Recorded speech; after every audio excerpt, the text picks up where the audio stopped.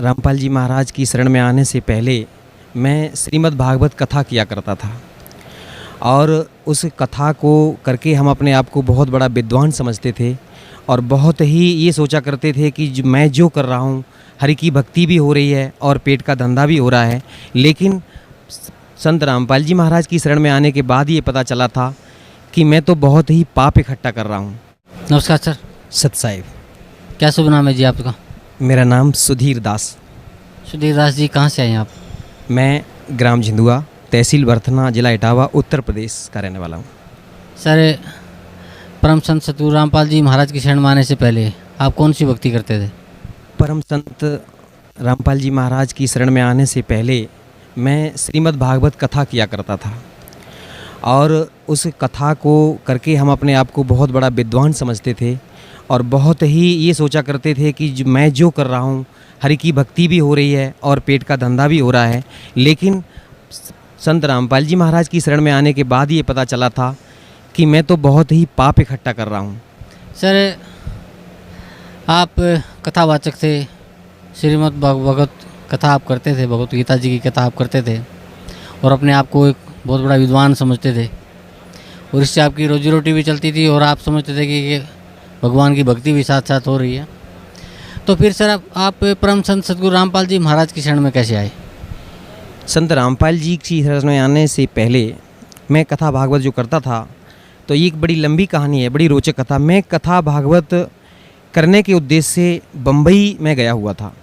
तो ट्रेन में मैं चल रहा था, वहाँ पर मुझे ये पुस्तक भक्ति सौदागर को संदेश मिली। हमारी दो बहनें थीं जो उस ट्रेन में जो पुस्तक बांट रही थीं। तो एक तो मतलब जो टेम्पलेट ले रखा था उन्होंने और पीछे से दूसरी पुस्तक लेकर के चल रही थीं। तो टेम्पलेट पर मैंने देखा है कि कौन ब्रह्मा का पिता है, कौन विष्णु की माता, शंकर का दादा कौन है। इस तरीके के जो सवाल मेरे दिमाग में कभी उठे भी नहीं थे। ऐसे सवाल देख करके मैं तो बड़ा हैरान रह गया। और जब मैंने पूछा, मैंने कि भाई ये पुस्तक कहाँ मिलेगी, तो उन्होंने इशारा किया कि वो पीछे हमारी बहन जी आ रही हैं, वो आपको ये पुस्तक देंगी। तो मैंने वो पुस्तक ले ली। पुस्तक को जैसे ही संयोग से मैंने खोला तो उस पर ये संसार रूपी उल्टा वृक्ष का चित्र जो छपा हुआ था, उस चित्र को देख करके मैंने देखा उस पर जड़ पर पूर्ण ब्रह्म परमेश्वर कबीर साहब की तस्वीर लगी हुई थी। तो मैं चूँकि अपने आप को बहुत बड़ा विद्वान मानता था और मैंने उसको देख करके मैंने हंसना शुरू किया। मैंने कहा ये देखो, कबीर को परमेश्वर बता दिया पूर्ण ब्रह्म, और ये ब्रह्मा विष्णु महेश को तो डालियाँ बता रखा है इसमें। तो वो हमारी बहन जो पुस्तक लेकर के चल रही थी, तो उन्होंने कहा कि आप क्या जानते हो कबीर साहब के बारे में? मैंने कि मैं सब कुछ जानता हूँ, ये तो एक जुलाहा थे और लहर तारा तालाब के किनारे नीरू और नीमा को पड़े हुए मिली थे, ये तो किसी विधवा ब्राह्मणी के पैदा हुए थे। तो वो कहने लगी कि आप मूर्ख हो। मैं उस समय, जैसे आज ये पैंट शर्ट पहन रखे हैं मैंने, उस समय तो मैं कुर्ता और धोती में रहता था, चूँकि मैं अपने आप को बहुत बड़ा वक्ता मानता था। मैंने कहा कि मैं तो सब कुछ जानता हूँ, आप ऐसे कहते हो, मैं तो कथावाचक हूँ। वो हमारी बहन बोले कि आप कुछ नहीं जानते हो, आप मूर्ख हो। इस शब्द को सुन करके मैंने अपने आप को वहाँ उस भरी ट्रेन में बड़ा अपमानित महसूस किया। मैंने सोचा, मैंने चलो ज़्यादा बात को नहीं बढ़ाऊँगा। मैंने कहा बहन जी आपकी पुस्तक कितने की है? कि बोले 10 रुपये की। मैंने वो पुस्तक ले ली और पुस्तक को पढ़ना शुरू किया। तो जहाँ मैं जा रहा था, थोड़ी ही पुस्तक पढ़ पाई, तब तक मैं वहाँ पहुँच गया और उस घर में जहाँ मेरा प्रोग्राम था वहाँ पहुँच गया मैं। फिर उसको मैंने स्टेप बाय स्टेप जब पढ़ना शुरू किया तो कभी तो मन में आता, बोले कितना घटिया लिखा है इसमें, तो गलत लिखा है, ऐसा नहीं है, वैसा नहीं है। बड़े दिमाग में उल्टे सीधे प्रश्न आ रहे थे। लेकिन फिर जैसे जैसे पढ़ते गए तो बर्दाश्त जब नहीं हुआ, एक जगह जाकर के मुझे रुक जाना पड़ा। उसमें लिखा था कि द्रौपदी का चीर कृष्ण ने नहीं बढ़ाया था, वो पूर्ण ब्रह्म परमेश्वर कबीर साहब ने बढ़ाया था। तो चूँकि मैंने तो यही पढ़ रखा था जो शास्त्रों में लिखा था कि कृष्ण भगवान ने चीर बढ़ाया है, तो मैं इस चीज़ को देख करके बड़ा हैरान हो गया और मैंने सतलोक आश्रम बरवाला के लिए उस पुस्तक पर लिखे हुए फ़ोन नंबर तुरंत डायल कर दिए। और यहाँ पर जो हमारे कोई भगत जी ने फ़ोन उठाए, उन्होंने कहा, मैंने उनसे पूछा, मैंने कि आपके यहाँ से ये पुस्तक छपी हुई है भक्ति सौदागर को संदेश? बोले हाँ जी छपी हुई है। तो आपने उसमें पृष्ठ संख्या इतने पर ये कैसे लिख दिया है कि ये कृष्ण ने चीर नहीं बढ़ाया? तो वो कहने लगे कि भगत जी बिल्कुल सही है, आप पहले पूरी पुस्तक पढ़ो, ज्ञान समझो, और जो भी शंकाएं हों आप यहाँ आ जाइए और मैं आपकी सारी शंकाएं समाधान कर दूंगा। मैंने कहा आप कुछ नहीं है, इस तरीके से तो आपने गलत बोल रखा है, ऐसा नहीं है, कहीं कोई प्रमाण नहीं है। बोले कि सब कुछ प्रमाण सहित मिल जाएगा, आप यहाँ आओ। तो मैंने फिर उस पुस्तक को फिर पढ़ना शुरू किया, क्योंकि मैं एकादशी व्रत भी रहता था। और जैसे इस गीता प्रेस गोरखपुर से प्रकाशित एक पुस्तक चलती है, वहाँ से जो एकादशी महात्म के नाम से, तो वो पुस्तक मैंने पढ़ी। उस पुस्तक में मैंने ये पढ़ रखा था कि एकादशी का व्रत एक तरफ और दुनिया के सारे व्रत एक तरफ, यानी कि सबसे बड़ा व्रत होता है। और राजा अम्बरीश की कथा सुनाया करता था जब मैं मंच पर बैठ करके, तो उसमें जो दुर्वासा ऋषि जैसे ऋषि के छक्के छुड़ा दिए थे उन्होंने, तो वो भी एकादशी का व्रत ही रखते थे, ऐसा उसमें लिखा हुआ था। तो मैं ये मानता था कि ये व्रत सबसे सर्वश्रेष्ठ है। लेकिन जब ये पुस्तक पढ़ी भक्ति सौदागर को संदेश, उसमें ये पता चला कि ये व्रत रखना तो ये मना किया हुआ गीता में, फिर तो ये शास्त्र विधि को ताक करके मनमाना आचरण हो गया।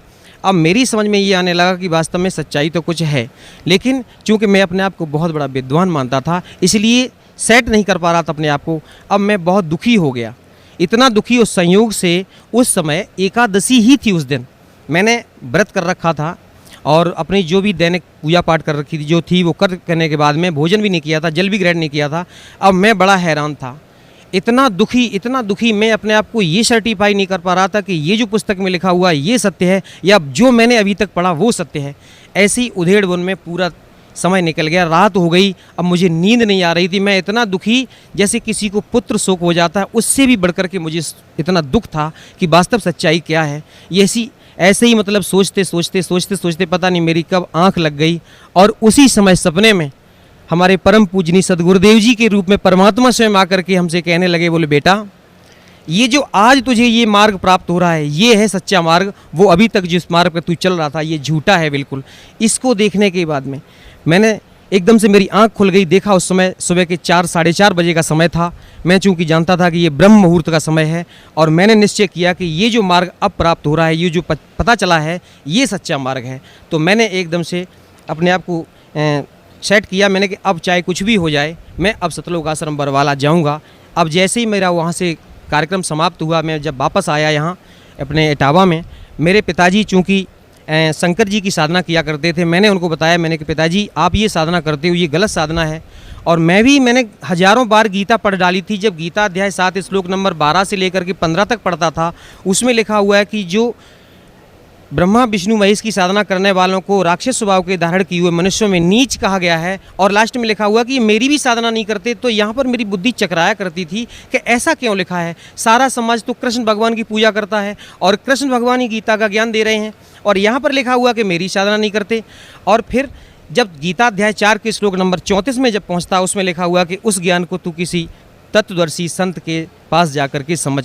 तो यहाँ मैं सोचा करता था कि वो तत्वदर्शी संत कौन होगा, कैसा होगा। मैं सत्य बता रहा हूँ भगत जी कि जब मैं कहीं मंच पर बैठ करके कथा कर रहा होता और मेरे सामने से कोई कथा सुनने के वाला कोई भी संत या महात्मा आया करता, तो मैं ये देखा करता था, मेरे दिमाग में एकदम से आती कि कहीं ये वो तत्वदर्शी संत तो नहीं है जो गीता जी का ज्ञान दे रहे हैं। ऐसे मतलब जो बताया कि उस ज्ञान को जाकर के, परमात्मा ज्ञान को उनसे जाकर के समझो। लेकिन पढ़ते रहते थे, समझ में कुछ नहीं आता था। कृष्ण भगवान को अपना इष्ट मानते थे। कई बार मैं कृष्ण भगवान के सामने बैठ कर के रोया करता था कि हे परमात्मा आप तो कुछ भी करते हो, कुछ भी कर सकते हो, आप तो सुख के दाता हो, लेकिन मुझे सुख नहीं मिला था। मेरे पिताजी जो शंकर जी की साधना करते थे, सारा जीवन उन्होंने बगैर नहाए धोए कभी जल भी ग्रहण नहीं करते थे, इतना मतलब भक्ति करते थे शंकर भगवान की। और उनके जीवन पर अगर हम थोड़ा सा प्रकाश डालना चाहेंगे कि उनके जीवन में कभी सुख नहीं मिला, जब उन्हें किसी प्रकार का कोई सुख नहीं मिला। भक्ति इतनी ज़्यादा करते थे लेकिन आध्यात्मिक लाभ तो बहुत दूर रहा, वैसे भी कोई उनको लाभ नहीं हुआ। भरी जवानी में उनकी आंखें खराब हो गईं, इतने दुखी रहते थे, साधना करते थे, फिर भी आगे चल कर के धीरे धीरे हम 2 भाई थे, हमसे बड़े भाई जो थे वो भी हमारे भाई और भाभी दोनों लोग चल बसे। उनके जीवन में इतना कष्ट आया, इतना कष्ट मिला उन्हें, कभी कोई सुख नहीं मिला, क्योंकि इतना उनको दुख मिला और भक्ति फिर भी चलती रही। मेरी माताजी भी शेरावाली की भक्ति करते थे और हम भी बचपन से ही पता नहीं कैसे अपने को सेट किए हुए थे। कृष्ण भगवान को, विष्णु भगवान को, शंकर जी की जैसी साधना हमारे घर में चल रही थी, हम भी उसी साधना को कर रहे थे। लेकिन उस साधना से ना तो मुझे कोई लाभ हुआ, ना हमारे परिवार वालों को, उल्टा कष्ट पर कष्ट ही आते रहे। और हम प्रार्थना किया करते थे कि मालिक मुझे सुख दे। जब मैं कथा भागवत करने लगा तो मैंने ये सोचा कि मेरे ऊपर अब कृष्ण भगवान ने बड़ी दया की है, क्योंकि अब तो ये हमारा धंधा भी चलने लगा था, पैसा भी मिलता था, इज्जत सम्मान सब कुछ मिलने लगा। तो अब मेरी समझ में ये आ रही थी कि इन कृष्ण भगवान ने ही मुझे सब कुछ दे रखा है, सारा सुख दे दिया, ये सुख के दाता हैं। लेकिन फिर भी मन में कहीं ना कहीं अशांति जरूर रहती थी। तो मैंने अपने पिताजी से आकर के बताया, मैंने पिताजी जो आप साधना कर रहे हो ये तो इसमें पुस्तक में लिखा हुआ कि सब गलत साधना है। जब मैंने उस पुस्तक को पढ़ कर के उनको सुनाया पहले तो वो नहीं माने, बोले कि बिल्कुल झूठ है ये। लेकिन जब मैंने क्रम से उस पुस्तक को पढ़ करके सुनाया, सृष्टि रचना पढ़ के सुनाई, तो सारी कहानी उनके समझ में आई। पिताजी को इतनी तड़प बनी कि चलो जल्दी करो। उस समय हम उनको लेकर के और सतलोक आश्रम बरवाला के लिए चले। तो हमारे गांव के और भी भगत लोग चल दिए, लगभग 12-15 लोगों को लेकर के हम यहाँ पर आ रहे थे। जैसे ही हम रोहतक में पहुँचे तो रोहतक में उतर करके हमने देखा, मैंने चलो अब ट्रेन का पता करता हूँ यहाँ से कितने बजे मुझे ट्रेन मिलेगी। वो रोहतक की जो ट्रेन थी वो उधर भिवानी की तरफ जा रही थी, इसलिए मुझे वो छोड़नी पड़ी। तो लोगों ने बताया कि आपको यहाँ से ट्रेन मिलेगी जींद के लिए, आपको जींद जाना है। तो मैं अब ट्रेन का पता करने के लिए जैसे ही गया वहाँ पर, तब तक कुछ काल के ऐसे दूत लग गए, कुछ वहाँ पर आकर के हमारे जो साथियों को उन्होंने भ्रमित कर दिया। अरे कि आप कहाँ जा रहे हो? उन्होंने बताया कि मैं बरवाला जा रहा हूँ, संत रामपाल जी महाराज के आश्रम में जा रहा हूँ, सतलोक आश्रम में। तो उन्होंने कहा अरे वहाँ क्यों जाते हो? वो तो बहुत बड़ा जादूगर है, वो तो बहुत बड़ा तांत्रिक है, और वहाँ जाओगे तो फिर तो आपको इतना वो बसीभूत कर लेगा कि आपका दुनिया में कहीं मन नहीं लगेगा, बार बार भाग करके इधर आओगे। ऐसे कह करके उनको भ्रमित कर दिया। और मैं जैसे ही ट्रेन का पता करके आ रहा था, तब तक एक सज्जन कह रहे थे, बोले कि मेरी भक्तमती एक बार करौथा आश्रम में चली गई थी और उनको वहाँ पर प्रसाद दे दिया था। मैंने वो प्रसाद मैं उनको ग्रहण नहीं करने दिया, भैंस की नांद में फेंक दिया। तो वो मूर्ख कह रहा था कि वो भैंस खूंटा तोड़ करके सतलोक आश्रम करौथा में पहुँच गई थी, ऐसा जादूगर है वो। तो अब क्या हुआ, तो हमारे और जो साथी थे वो कहने लगे भाई तो हम नहीं जाएंगे वहाँ पर। तो मैंने उनसे कहा, मैंने कि आप लोगों की सबसे बड़ी भूल तो ये है कि आप विश्वास बहुत जल्दी करते हो। पहले तो आपने मेरी बात पर विश्वास किया, आप यहाँ तक आ गए, अब इन लोगों पर विश्वास कर रहे हो। ऐसा ना करो, आप पहले मेरी बात मानो। चलो हम जड़ तक चलेंगे, जहाँ सच्चाई का मतलब पता लगा के आएंगे कि वास्तव में सच्चाई क्या है। तो कुछ लोग नहीं माने, वो कि नहीं हम तो घर जाएंगे। हम कहते तो भैया ठीक है, आपको जाना है तो जाओ। मैं और मेरे पिताजी, हम दोनों लोगों ने दृढ़ निश्चय किया कि हम लोगों को बिल्कुल जाना ही है और सच्चाई का पता लगा करके लौटेंगे। अब हम जैसे ही यहाँ बरवाला पहुँचे, बरवाला पहुँचने के बाद मैंने फ़ोन किया, मैंने कि मैं यहाँ पर रोडवेज बस स्टैंड पर खड़ा हूँ। तो यहाँ सतलोक आश्रम की वहाँ गाड़ी लेकर के जैसे ही पहुँचे भगत जी हमारे, हम लोगों को लेके आए। तो मन में बड़ी शांति आई कि भाई जी तो बहुत अच्छे लोग हैं। अब जैसे ही हमने अपने आप को ये सेट कर रखा था कि सतलोक आश्रम में पहुँचेंगे तो वो कोई जादू तांत्रिक होंगे, वो कुछ खाने पीने के लिए सामान देंगे जैसे उन्होंने बताया था, तो हम खाएंगे नहीं, चलो देख लेंगे वहाँ पर। लेकिन जैसे ही सतलोक आश्रम बरवाला में जैसे ही प्रवेश किया, वो पुराना वाला जो दौलतपुर रोड पर आश्रम है उसमें जैसे ही प्रवेश किया, मैंने वहाँ पर अपने बहुत से लोगों को देखा। ऐसा लगा कि इन लोगों को से हम पता नहीं कितने दिनों से इनसे परिचित हैं, कितने दिनों से इनको जानते हैं। एक भगत जी हमारे पास आकर के एकदम से तुरंत हमसे गले लिपट गए, बोले भगत जी कितने दिनों बाद आप आए हो। ऐसा लगा कि इनको हम पता नहीं कितने दिनों से जानते हैं, और बड़ा अच्छा सा लगा। फिर उन्होंने मुझे सारी व्यवस्था दिखाई, नाम लिया, उपदेश लिया। मेरे ऊपर संत रामपाल जी महाराज की दया 11 अक्टूबर सन 2009 को हुई थी। उसके बाद में मालिक ने मेरे साथ बहुत चमत्कार किए। सर, परम संत सतगुरु रामपाल जी महाराज की शरण माने के बाद आपको क्या लाभ मिला?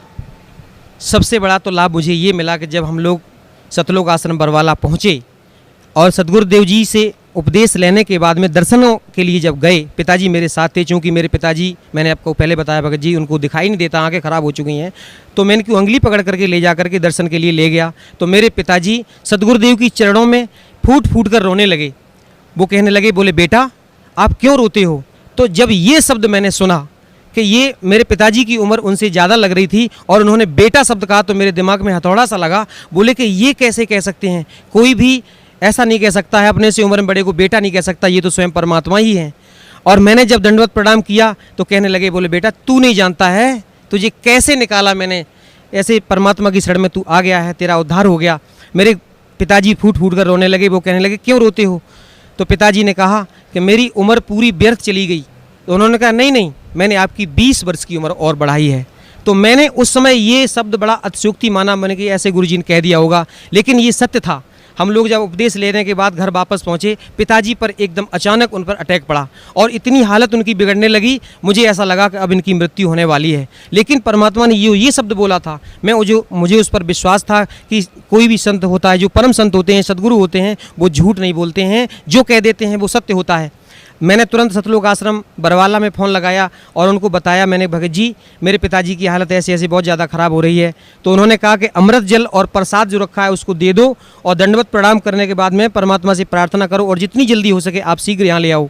भगत जी 2 बार अटैक पड़ा उनको और उसके बाद में हालत, जैसे ही मैंने उनको प्रसाद और अमृत जल दिया, उनकी हालत में तुरंत सुधार हो गया। उसके बाद में मैं तुरंत ही वहाँ से निकला और सतलोक आश्रम बरवाला में आकर के सदगुरु देव जी के चरणों में दंडवत प्रणाम किया। और इस तरीके से मालिक ने आज तक अब मेरे पिताजी को किसी प्रकार की कोई दिक्कत नहीं है। और जैसा उन्होंने कहा था कि उनकी उम्र बढ़ाई है, वो बिल्कुल स्वस्थ हैं। इस समय उनकी उम्र लगभग 86 वर्ष की हो रही है।